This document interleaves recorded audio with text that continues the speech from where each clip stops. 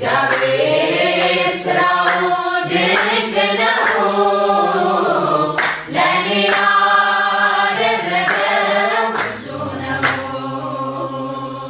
እግዚአብሔር ሥራው ድንቅ ነው። ለእኔ ያደረገው ብዙ ነው። አንድ ቀን አስቤ ተጨንቄ ለመኖር አልቻልኩም ተጠንቅቄ። ሁሉን ነገር ለእሱ ትቼዋለሁ። በምሕረቱ ጥላ እኖራለሁ።